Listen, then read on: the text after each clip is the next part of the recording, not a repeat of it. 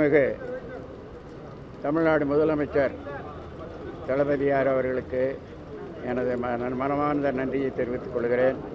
என்னை இன்றைக்கு கழகத்தில் தாயுள்ளத்தோடு என்னை இணைத்திருக்கிறார்கள். அதற்கு நான் முதலில் நன்றியை தெரிவித்துக் கொள்கிறேன். நான் அண்ணா திராவிட முன்னேற்றக் கழகத்தில் 2006ஆம் ஆண்டு சிங்காநல்லூர் தொகுதியில் போட்டியிட்டு வெற்றி பெற்றேன்.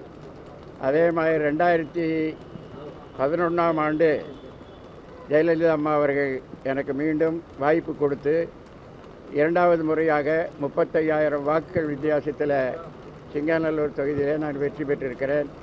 சிங்காநல்லூர் தொகுதியில் வெற்றி பெற்றதோடு மட்டுமல்ல, அண்ணா தொழிற்சங்க பேரவை செயலாளராக என்னை அம்மா அவர்கள் நியமித்தார்கள். நான் பொறுப்பேற்கிற போது வெறும் 50,000 மெம்பர்கள் இருந்தார்கள். 4 ஆண்டில் 11 லட்சம் உறுப்பினர்களை சேர்த்து அதிமுகவுக்கு வலு சேர்த்தேன்.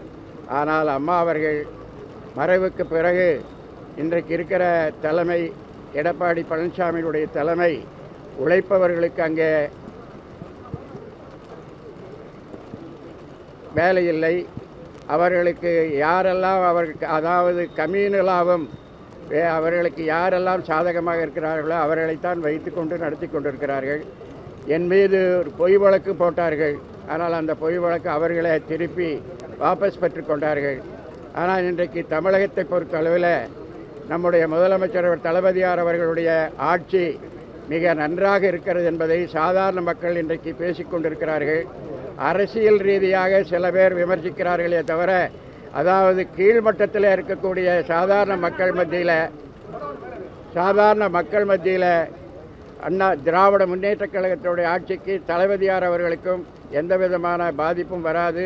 மீண்டும் 2வது முறை தளபதியார் அவர்கள் முதலமைச்சராவது உறுதி. அவருடைய முதலமைச்சராவதற்கு எங்களுடைய தளபதியினுடைய துணையோடு முதலமைச்சராவதற்கு என்னால் முடிந்த அளவு உழைப்பேன். வெற்றி பெற செய்வதற்கு நான் பாடுபடுவேன் என்பதை தெரிவித்துக் கொள்கிறேன்.